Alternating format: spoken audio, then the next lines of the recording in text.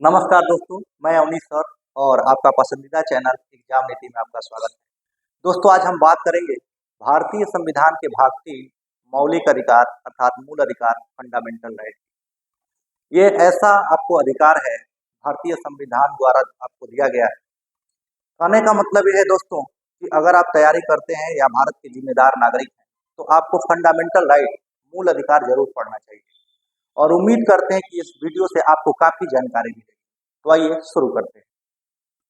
देखिएगा, मौलिक अधिकार या इसी को हम लोग कहते हैं मूल अधिकार, इंग्लिश में कहते हैं फंडामेंटल राइट।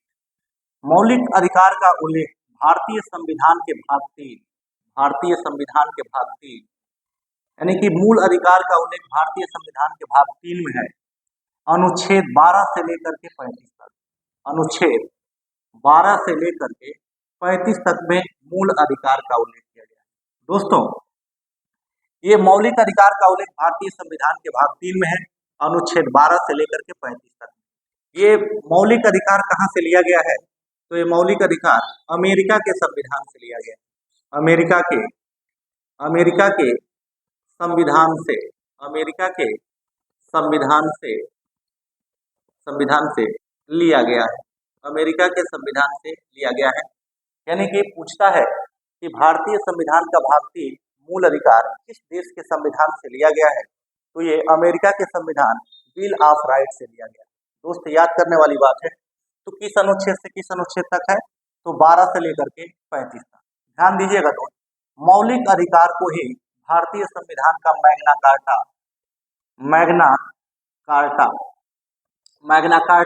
कहा जाता है।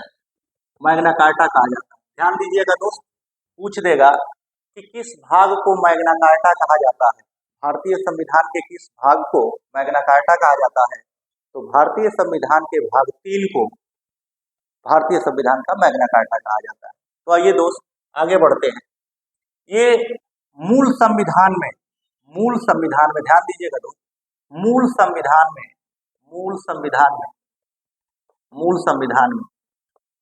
अधिकारों की जो संख्या थी, मूल अधिकारों की संख्या, मूल संविधान में मूल अधिकारों की संख्या 7 थी। मूल संविधान में मूल अधिकारों की संख्या कितनी थी? तो 7 थी। ध्यान दीजिएगा दोस्त, मूल संविधान वही मूल संविधान जो 26 नवंबर 1949 ईस्वी को बन करके पूर्णतः तैयार हुआ और 26 जनवरी 1950 ईस्वी को लागू हुआ और भारत को गणतंत्र देश के रूप में घोषित किया गया।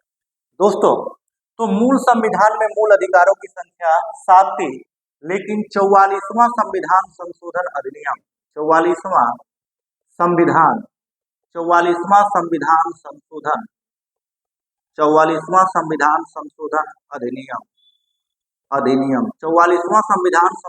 अधिनियम 1978 द्वारा, 44वां संविधान संशोधन अधिनियम 1978 द्वारा संपत्ति के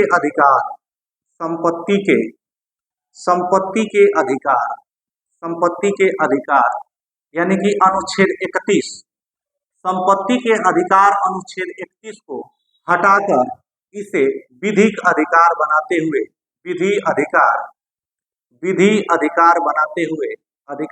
हुए भारतीय संविधान के अनुच्छेद 300A में रख दिया गया।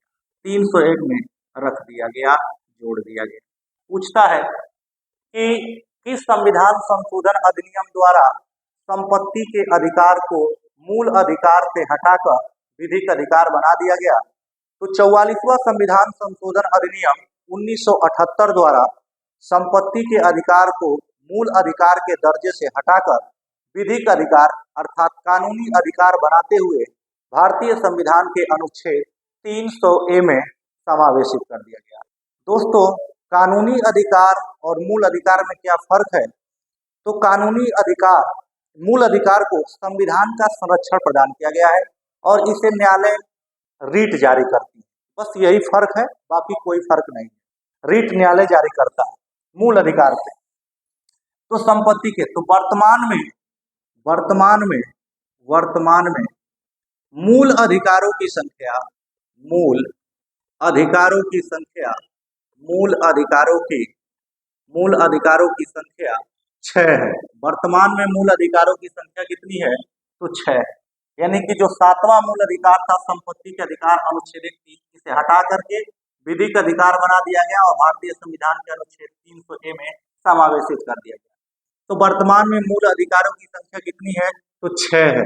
वर्तमान में मूल अधिकारों की संख्या 6 है। कौन कौन से? तो पहला है दोस्तों, पहला है इसमें समता या समानता का अधिकार, समता या समानता का अधिकार, समानता का अधिकार, समता या समानता अधिकार अनुच्छेद 14 से लेकर के 18 तक में निहित किया गया है। 14 से लेकर के 18 तक में निहित किया गया है। वही दूसरा हम देखते हैं स्वतंत्रता का अधिकार, स्वतंत्रता का अधिकार, स्वतंत्रता का अधिकार, स्वतंत्रता का अधिकार अनुच्छेद 19 से लेकर के और 22 तक में निहित किया गया है। 19 से लेकर के 22 तक में निहित किया गया है। तीसरा क्या है? तो शोषण के विरुद्ध अधिकार, शोषण के विरुद्ध अधिकार, शोषण के विरुद्ध अधिकार, ये आपका है अनुच्छेद 23 से लेकर 24 तक में निहित किया गया है। वही जो चौथा है वो धार्मिक स्वतंत्रता का अधिकार, धार्मिक स्वतंत्रता का अधिकार अनुच्छेद 25 से लेकर 28 तक में, अनुच्छेद 25 से लेकर 28 तक में समावेशित किया गया है। पांचवा है शिक्षा और संस्कृति का अधिकार, शिक्षा और संस्कृति का अधिकार, शिक्षा और संस्कृति का अधिकार अनुच्छेद 29 से 30 तक में निहित किया गया है। अनुच्छेद 29 से 30 तक में निहित किया गया है। छठवां है संवैधानिक उपचारों का उपबंध, संवैधानिक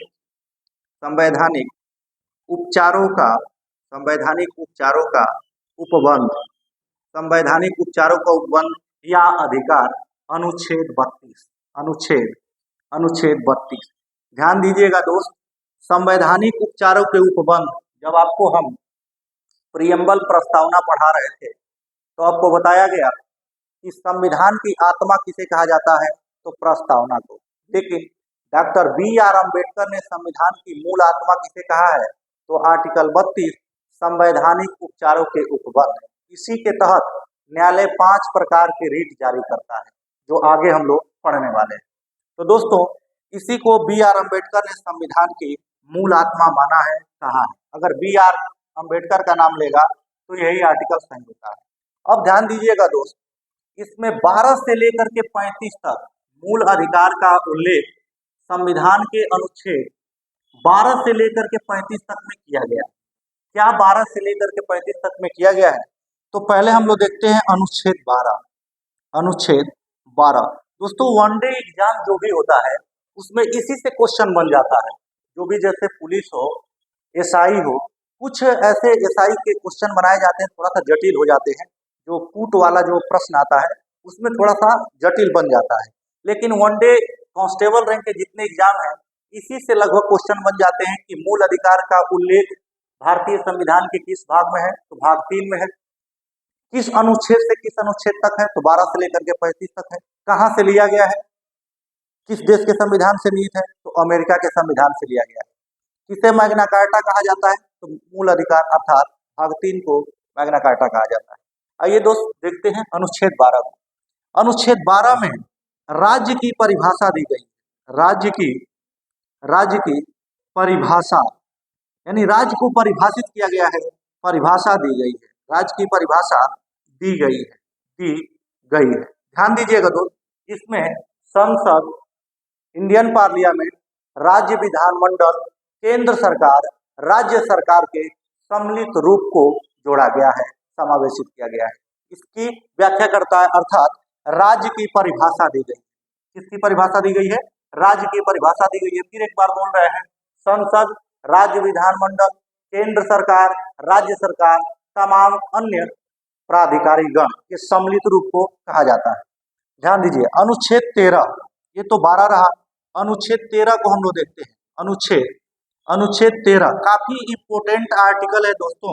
अनुच्छेद 13 न्यायिक पुनरावलोकन, न्यायिक न्यायिक पुनरावलोकन, पुनरावलोकन, न्यायिक पुनरावलोकन अर्थात न्यायिक समीक्षा। ध्यान दीजिएगा दोस्त, न्यायिक पुनरावलोकन अर्थात न्यायिक समीक्षा, ये अमेरिका के संविधान बिल ऑफ राइट से लिया गया है। जब हम विदेशी प्रभाव आपको पढ़ा रहे थे तो हम आप जाकर के पिछला वीडियो हमारा देखिएगा, जहां भारतीय संविधान पर विदेशी प्रभाव मैंने पढ़ाया है। वहां बताया है कि न्यायिक पुनरावलोकन का सिद्धांत अमेरिका के संविधान बिल ऑफ राइट से लिया गया है। तो आइए दोस्तों देखते हैं कि न्यायिक पुनरावलोकन है क्या।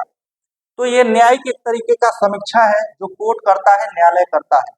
सरकार ऐसा कोई कानून बनाती है, सरकार ऐसा कोई कानून बनाती है जिससे आपके मूल अधिकार का हनन होता है, जिससे आपके मूल अधिकार का हनन होता है, तो उससे न्यायालय न्यायिक समीक्षा करते हुए सरकार द्वारा बनाए गए कानून को अवैध या रद्द घोषित कर सकता है। यह आर्टिकल 13 में पावर दिया गया है।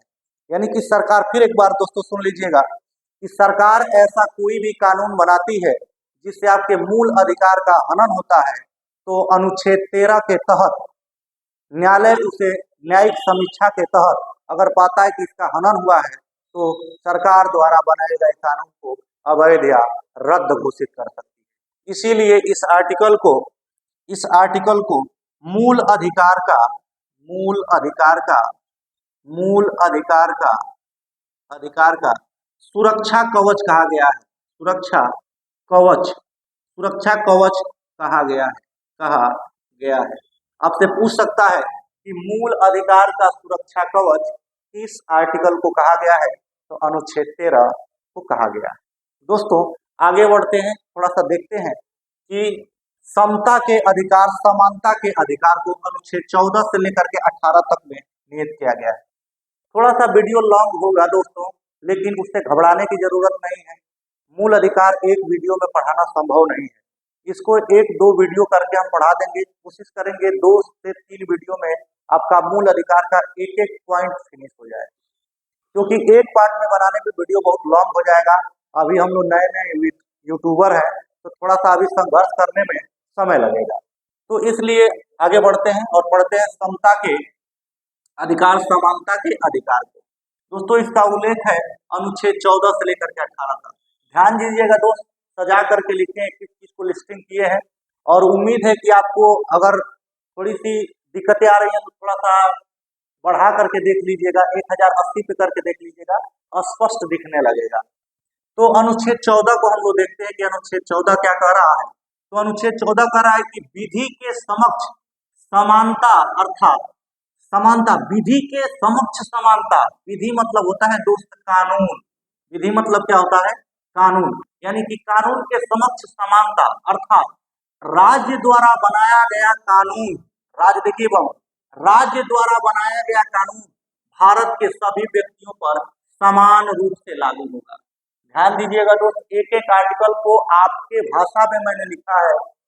कई पुस्तकों को पढ़ा, लेकिन इसमें जटिल भाषा है कि उसको तोड़ करके और मैंने यहाँ सजा करके लिखा है कि देखिए 14 को देखते हैं कि विधि के समक्ष समानता, समानता यानी कानून की समानता की बात कर रहा है, अर्थात राज्य द्वारा बनाया गया कानून भारत के सभी व्यक्तियों को पर समान रूप से लागू होगा। ये कानूनी समानता की बात कर रहा है। अनुच्छेद 15 क्या क्या कह रहा है, इसको देखते हैं। काफी इंपोर्टेंट आर्टिकल है ये, काफी इंपोर्टेंट आर्टिकल है अनुच्छेद 15। कह रहा है अनुच्छेद 15 की जाति, धर्म, लिंग, मूल वंश या जन्म स्थान के आधार पर किसी भी व्यक्ति से भेदभाव नहीं किया जाएगा। फिर एक बार सुनते हैं आर्टिकल 15 को दोस्त, कि धर्म, जाति, लिंग, मूल वंश या जन्म स्थान के आधार पर किसी भी व्यक्ति से भेदभाव नहीं किया जाएगा। लेकिन अपवाद में कुछ आर्टिकल है दोस्तों, ये सब आर्टिकल है अनुच्छेद 15(3), अनुच्छेद 15(4), अनुच्छेद 15(5), अनुच्छेद 15(6). दोस्तों अनुच्छेद 15(3) क्या कह रहा है, तो स्त्री और बालकों के लिए, ध्यान दीजिएगा दोस्त, काफी इंपोर्टेंट है, थोड़ा सा आप हाई लेवल की एग्जाम की तैयारी करेंगे उसमें काम आएगा। अनुच्छेद 15(3) क्या कह रहा है, तो स्त्री और बालकों के लिए विशेष आरक्षण का प्रावधान किया गया है। यह अपवाद है आर्टिकल, वैसे अनुच्छेद 15 क्या कह रहा है कि जाति, धर्म, लिंग, मूल वंश या जन्म स्थान के आधार पर किसी भी व्यक्ति से भेदभाव नहीं किया जाएगा। लेकिन अपवाद में 4 आर्टिकल है, 15(3), 15(4), 15(5), 15(6). तो 15(3) क्या कह रहा है दोस्त? तो स्त्री और बालकों के लिए आरक्षण का प्रावधान किया गया है। वही अनुच्छेद 15(4) क्या कह रहा है? तो सरकारी शैक्षणिक संस्थानों में, ध्यान दीजिएगा दोस्त, सरकारी शैक्षणिक संस्थानों में SC, ST और OBC को आरक्षण का प्रावधान किया गया है। ध्यान दीजिएगा, सरकारी शैक्षणिक 15(4), अनुच्छेद 15(5) को हम लोग देखते हैं।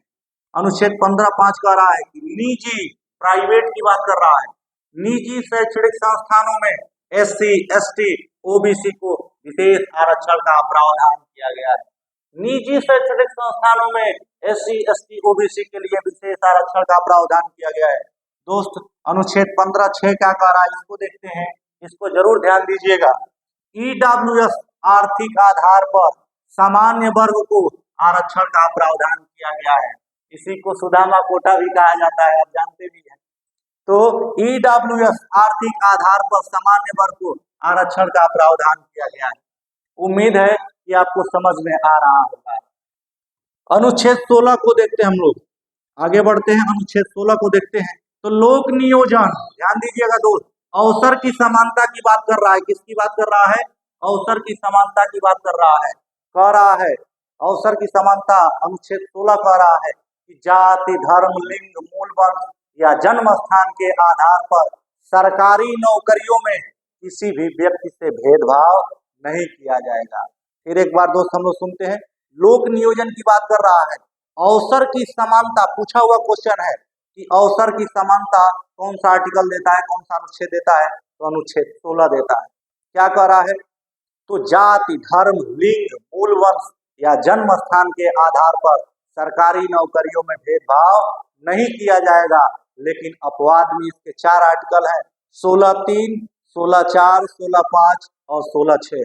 दोस्तों आइए उसको भी हम लोग समझते हैं कि 16(3), 16(4), 16(5) और 16(6) क्या है। तो 16(3) कह रहा है कि निवास स्थान के संदर्भ में, ध्यान दीजिएगा दोस्त, ये पूछा हुआ क्वेश्चन है, निवास स्थान के संदर्भ में सरकारी नौकरियों में भेदभाव किया जा सकता है। निवास स्थान हो रहा भी है, आप देख रहे हैं कई लड़के इधर उधर से जाकर के बनवा रहे हैं। गौर करिएगा हमारी बातों को। निवास स्थान 16(3) कह रहा है, निवास स्थान के संदर्भ में सरकारी नौकरियों में भेदभाव किया जा सकता है। अनुच्छेद 16(4), अनुच्छेद 16(4) कह रहा है कि जाति के आधार पर, ध्यान दीजिएगा दोस्त, इसी के तहत आरक्षण मिलता है। जाति के आधार पर SC, ST, OBC को विशेष आरक्षण का प्रावधान किया गया है। जाति के आधार पर 16(4) जाति के आधार पर बोल रहा है।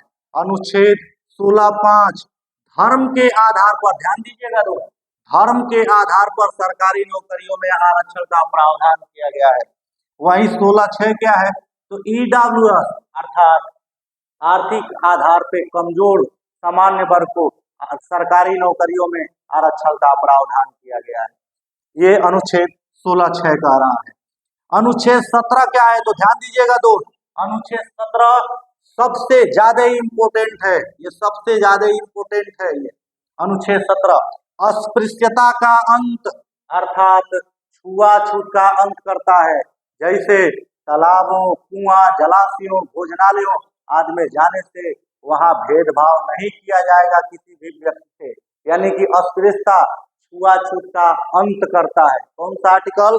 तो अनुच्छेद 17। ध्यान दीजिएगा तो बहुत ज्यादा पूछता है कि आर्टिकल 17, अनुच्छेद 17 किसका अंत करता है? तो अस्पृश्यता का अंत करता है, छुआछूत का अंत करता है। अनुच्छेद 18 देखते हैं दोस्तों, तो उपाधियों का अंत करता है। किसका अंत करता है? तो उपाधियों का अंत करता है। लेकिन इससे सरकार कोई भी अपने नागरिकों को उपाधि प्रदान नहीं करेगी, लेकिन शिक्षा और सेना को इससे अलग रखा गया है। ध्यान दीजिएगा दोस्त, 2 चीज को इससे अलग रखा गया है, शिक्षा को और सेना को इससे अलग रखा गया है। उम्मीद करते हैं वीडियो आपको अच्छी लगी होगी।